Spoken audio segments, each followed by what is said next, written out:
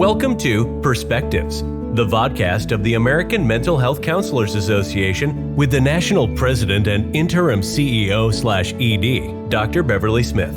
This vodcast will bring to you the perspectives of clinical mental health counseling as it pertains to ethics, public policy and legislation, multiculturalism and social justice, as well as leadership and advocacy.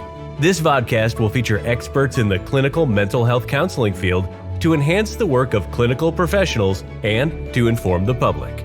The American Mental Health Counselors Association advocates for over 130,000 licensed clinical mental health counselors in the United States who are licensed to assess, diagnose, and treat mental disorders.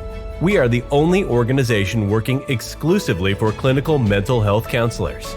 Join the Perspectives for insight from experts on wellness and daily living, current clinical research, integrative healthcare, as well as how to maintain personal, family, and organizational wellness in an anxious and ever-changing world. Let's connect and hear the perspectives. Hello, I'm Dr. Beverly Smith, President and Interim CEO of the American Mental Health Counselors Association. Today on our broadcast called Perspectives, we have with us Dr. Kelly Duncan. Dr. Duncan is the Executive Director of the Association of Counselor Educators and Supervision. Welcome to Perspectives, Dr. Duncan. Please tell us a little bit more about yourself. Okay, well, thank you, Dr. Smith, for inviting me to be part of your broadcast today. I really appreciate it. Just to maybe give a little background, I am a native of the state of South Dakota, and I've lived in South Dakota the majority of my life with an absence of about 4 years that I lived outside of the state in a much larger area of the country. So I've recently returned back to my home state, which is a wonderful opportunity for me. I began my career after college as a high school accounting teacher. And during that time, I really noticed that a lot of the students that seemed to have extra need in my classroom had need that went far beyond my capabilities as a teacher. And that's what first interested me in the profession of counseling. So I began to work on a master's degree, finished that up, and became a school counselor and worked in that capacity for a number of years. And then I had the wonderful opportunity to take a position with the state counseling branch in the state of South Dakota as their executive director. And I served in that role for 15 years. During part of that time, I also went back to school and picked up my PhD in counselor education. And upon graduation with my degree, I began teaching at the university level. During that time that I was teaching, I had an opportunity also to be the director of an on-site counseling clinic that we had as part of our program. And I've taught at 3 different universities, and I even spent some time as a dean of a school of education prior to moving into this role as the executive director of ACES. And I am just finishing up about 2.5 years in this position. Well, you're doing great things with ACES. I enjoy working with you. I enjoy serving on various boards with you. But let's talk more about your role as executive director, your leadership role. How did you kind of end up in that role, if you will? Well, for those who might believe in being in the right place at the right time, serendipity or happenstance, I think all of those came into play for me. I actually didn't know there was an opening for the ACES executive director, but I had 2 friends and colleagues who contacted me and told me, and they said, I think this would be a great position for you. Why don't you look into it? So I did apply. I think one of the things that has been maybe helpful for ACES is I do have this business background, and I do have background as an executive director of an association prior. And so that piece of it, that skill set that I can bring to the position has certainly been helpful. But I've also been a counselor and a counselor educator for over 20, almost 30 years. So I've had an opportunity to be very, very involved in the field. And I've been in a lot of leadership positions in the field as well. So I think kind of all of those things came together and it made this a fit for me, and apparently a fit for ACES as well. It's a good fit. When you think about leadership skills or leadership styles, what has worked for you as an executive director as far as leadership styles and skill sets? I think that one of the things for me personally, I'm an idea person, but I also feel like one of the skills is being able to kind of see the big picture of how you put those things together. So in my position as the ACES Executive Director, we have been able to kind of take the ideas of members from feedback that we've gotten, certainly with a new board of directors, governing council each year, we have people come in with new and fresh ideas. And so we've been able to take those, and I think in terms of leadership style, I'm able to kind of understand what people might have as an idea and then help them pull that together in a way that makes it an actionable thing that we can do. And we've had a lot of great growth in the last year in ACES in terms of involvement from volunteers. And I feel that I've been able to help those individuals too to feel heard, and also to be able to put into play ideas that they've had and be recognized for the work that they've done. Awesome. And so if you had to give advice or words of wisdom to emerging professionals, emerging executive directors and so forth, what advice would you give them? Well, I think, and this was a good piece of advice that I got from someone too, as I moved into, I shared I had been a dean of a school of education at one point in time. One of the pieces of advice I got from somebody is sort of have a first 100-day plan. And put that down on paper, and then share that with the individuals that you would be working most closely with to see if it's in line also with what they are hoping that will get done. And while you may not actually stick to that 100-day plan, having an idea of kind of a process that you're going to move through in that initial period can be really helpful. I think another piece of advice that I would give to individuals that are just thinking about getting involved in leadership in an organization like AMHCA or ACES is to take the first step and do it. Don't always wait for someone to ask you, although that's nice if they do. But if you're truly interested, find an avenue to get involved in a committee, in an interest network, volunteering to help at a conference, whatever it might be. That was really my initial step into association involvement and into leadership. Was I was at a conference, my very first state branch conference that I went to many years ago. And at the end of the conference in the evaluation, I checked a box, and the box was, if you would like to volunteer in some way, what would it be? And I checked a couple boxes on that form. Someone contacted me. I got involved, and for 30 years now, I feel like I've had marvelous opportunities to be involved in a profession that's something I'm very passionate about and means a lot to me. That's great. I got involved in AMHCA in the same way, volunteering and serving. I think the first committee I served on was the Advanced Clinical Practice Committee. And I simply said, hey, I want to serve, I want to get involved. So it does work. Being available to help advance the organization makes a difference. And it's such a marvelous way to get connected professionally. I think about all of the people that I've met over the course of time in Beverly. I'm sure you feel the same way. There's nothing better than your counseling colleagues when you're maybe feeling a little bit taxed or need some advice in your own arena where you might be employed at the time or working. Being able to connect with colleagues that live the same kind of life you do really can make a big difference. It does. And so when you talk about, networking to help navigate, it's important to help navigate professionally, personally. They help remind you of support system, but it kind of lends itself to mentorship. Can you share about, people who mentored you in the past and those maybe you mentor now? What were the great aspects of it? What were the major takeaways? Well, I think for me, as I think about some of the people that have been the most meaningful mentors to me, they saw something in me that perhaps I didn't have the self-confidence in the moment to recognize, that I could be a leader and that I could make contribution and that I had skills that I could bring to the work that I did. And they really encouraged me along that path. And then that continued encouragement I got from them and recognition when I did something has really been meaningful to me. And I've tried then to do that same thing as I've worked with the other individuals that I might have served as a mentor to them. I can believe you're an excellent mentor. You're doing excellent things as the executive director. Is there anything as far as the executive director and as the leader for ACES, anything you want to share with our audience that's on the horizon for ACES? Well, I think that ACES, we will be having, certainly all this next fall, all 5 of our regions will have a conference. So that will be a marvelous avenue for counselor educators and supervisors, individuals even out in practice, to be able to gather more geographically, and in a time when some people are still a little bit uncomfortable with travel, perhaps this might make it a little more doable. And it is in those smaller regional gatherings that I think people really can connect with people who are in their area that can serve as, consultants should they need that, and that type of thing.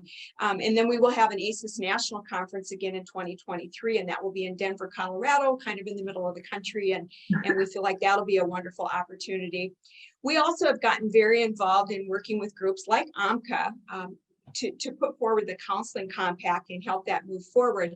But there are some aspects that have come to light for us that we are really trying to help our members be aware of. And it's not the compact itself. We are very much in favor of the compact and the opportunity for people to have this ability to practice across state lines.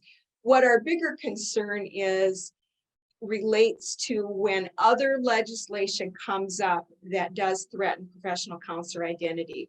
And during this last legislative session in the country, we did see a couple of states where some other legislation came up that allowed individuals who perhaps don't identify as counselors or have a professional counselor identity or the training that all of us in counseling have been able to kind of find an avenue into licensure in certain states, which then will make them eligible to practice in compact states. So we're trying to work with other organizations to bring attention to this, so that as the counseling compact legislation does come up in other states across the country, that individuals can be aware of this and be watching for this and be prepared to be able to have conversations with legislators. We also see the counseling compact as it moves across the country as a wonderful opportunity for all of us to really help educate the public, and certainly legislators that are considering this legislation, about the role of professional counselors. What is it that professional counselors do? What is our training? How do we provide services, and how might that perhaps be just a little bit different from a philosophical standpoint from some of our colleagues in, say, psychology or clinical social work? So we're looking at all of this as a wonderful opportunity to do some advocacy work with individuals in the public, and certainly with legislators. And Kelly, you brought up a good point. So what can we do to help promote counselor identity and for the sustainability of counselor identity? Any thoughts? I know I'm putting you on the spot, but any thoughts? What can we do to promote our identity? I do think that we might need to take a little trip back in time and remember a little bit about the roots of our profession and how things came about. Counseling in relationship to psychology and social work is a newer profession. I know we've been saying that for a long time, but it is still a little bit newer profession.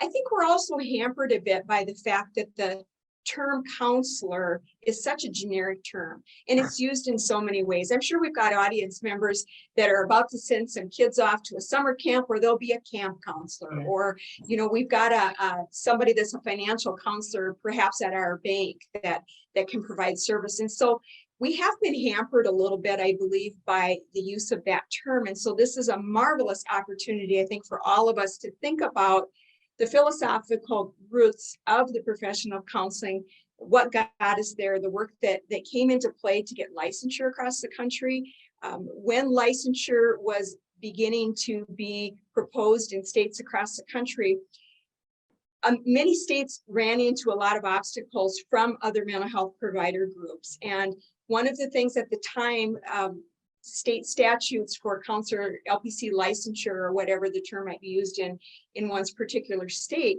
was kind of having an avenue for others to be able to get counselor licensure. And with the thought that we would always go back someday and try to tighten up state counseling laws, that we really never had the opportunity to do that, because people always fear, boy, if we open up the licensure law, that always opens up other things to become part of it. So there was some fear there. As the counseling compact's moving along, and as other pieces of legislation may be coming up in states it might be a time for states to be able to look at that a little bit more. And so I think advocacy is going to be huge. And the only way I believe that advocacy is really going to work is if we all work together. I have appreciated that AMHCA has been so receptive to trying to work with ACES on creating some resources for the ground roots level at the state level. And we really look forward to working with some of our other organizations, the American Counseling Association, MBCC, CSI, KCRAP, AMHCA, and other groups to really help get some resources available for our general members who want to be able to speak knowledgeably about the compact and also promote professional counselor identity at the state level. And I agree with that. We need to do more. We've done great work so far, but collaborating, working together as a group, working together within the profession and just uniting and coalescing within the profession will definitely help with advocacy. And so I look forward to working with ACES, continue to work with ACES and other organizations moving forward. And I'm sure we will make that happen. Are there any thoughts on the terminology of what should we be called? Because I know, as you said, the word counselor is kind of, is used in various settings that doesn't necessarily represent who we are. And so when the public hear the word counselor, sometimes they may not understand the rigor and preparation to becoming a counselor, all the work that goes into becoming licensed. So maybe we should consider adding on to our name, taking away. What are your thoughts in reference to what we're called or how we identify? We actually, years ago in the state of South Dakota, when I was executive director of the state branch, really tried to tackle this at that time too and promote the idea of using terminology licensed professional counselor or professional counselor to include our school counseling colleagues as well. We had license plate placards made that had "I'm a professional counselor" on it and some things like that. So I know that's kind of a novel approach, but we really were trying to emphasize the difference between someone who might generically use that term counselor. Another interesting thing, and I haven't really heard it brought up again, but Sam Gladding, who many people will remember, who was really a pillar in our field, wrote an article one time and he talked about we might have been better served to use the 2L counselor as they do in Europe rather than the 1L, just as a way to distinguish ourselves. I'm not sure that we're ready to go down that route, but perhaps it's a conversation that we need to have again, and we need to all be on the same page. I've noticed even in my teaching, students will call themselves something other than someone who is preparing to be a professional counselor, and they'll use other words. And I do think that is misleading sometimes and confusing for the general public who doesn't understand. So that might be a great advocacy point for all of us to consider and take on as well. It definitely is, because we have various names we call ourselves, and I think there's some names that we utilize just to help bring clarification, because sometimes when we use the word counselor, the public just don't get the level of competencies that come with the title. So we definitely should continue to look forward. You mentioned students, and then a few minutes ago, you mentioned about your conference and those conferences you have in your region. So I'm shifting a little bit. And so you have your national conference or regional conference. Who can attend those conferences? Can students come to begin developing their counselor identity? Absolutely. We actually, ACES, probably almost 1/3 of our membership is made up of students, and predominantly at the doctoral level because they're preparing to be counselor educators. But we have a very large student membership, and we try to pay attention to that. We try to do a lot of membership resource that relates to student. We have scholarships for those doctoral students who are perhaps working on a dissertation. We have emerging leader funding that we have for people to go to these conferences. These conferences, though, are open to anyone. And so I would encourage individuals who may not be counselor educators, but maybe supervisors or practitioners to consider the conference, because we do have a lot of emphasis on supervision. We have supervision tracks within the conference. And so there are lots of opportunities for individuals outside of academia to also get good, solid content in the field, and also an opportunity to make good connections. Awesome. Now, can students also present, or they would need to present with a faculty member, but can students submit proposals to present at your conferences? They can. Any ACES member can present, put in a submission for a proposal for conference. The regions have all gone through this selection process for fall already, but it won't be long in the ACES conference proposals for 2023. That portal will open up. We also are excited that we are going to be working with CSI. CSI will begin to have their CSI days in the ACES National Conference starting in 2023, which is going to bring perhaps a grouping of master's level students as well to our conference. And we see this as an opportunity to help those master's level students have a better understanding of supervision, because they may enter into the field and be doing supervision once they're fully licensed. And we also want to provide an opportunity for them to begin to explore if a doctoral program might be in their future. And so we have some things planned that are going to really cater to those master's students who might be considering pursuing a doctoral degree at some point in time. Kelly, you're just leading and knowledgeable in all aspects, which is absolutely awesome. Thank you. Absolutely awesome. And so, what legacy would you like to leave at the end of the day when you decide to hang your hat up and walk into the sunset of life? Right. What would you like to look back and see as your legacy? I would hope that I could look back, or that others who saw me kind of going down that path and leaving would say, this is someone that really cared about the counseling profession and really was passionate in the work that she did.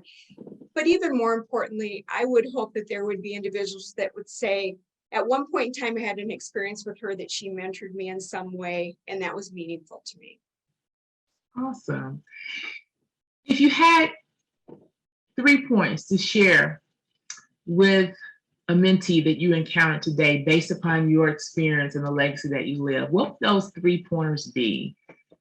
Or they could be 5. What would those be? Here are some things that come to mind. I would say be willing to be humble and admit what you don't know and ask for help when you don't know. I think we do a real disservice to our clients when we feel like we're struggling as a practitioner, or even as a counselor educator, when you feel like you're struggling and you don't ask for help.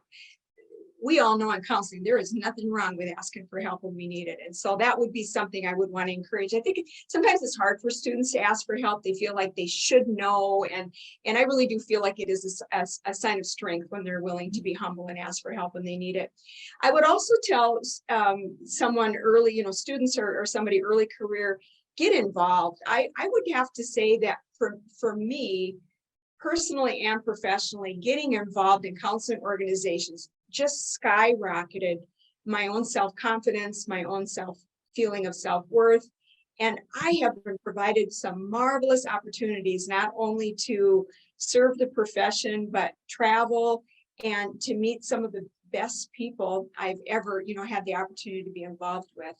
And then maybe as a third thing, volunteer. Start out small, something doable, but if you volunteer, carry through on the commitment that you've made. Don't be the volunteer that somebody looks back, later and says, yeah, they volunteered, but they didn't ever kind of hold up their end of the bargain.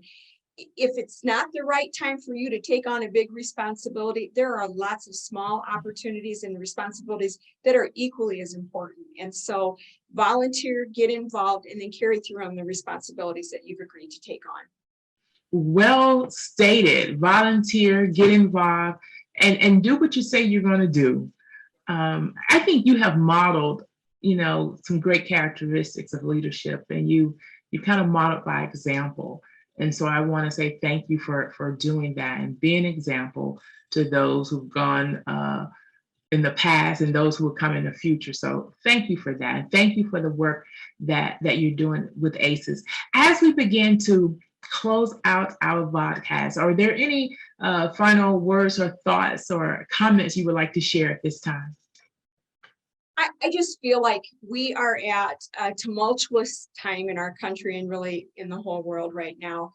And there are days that all of us turn on the news and what we see is so heart-wrenching and really can make one wonder if you're doing things to make an impact.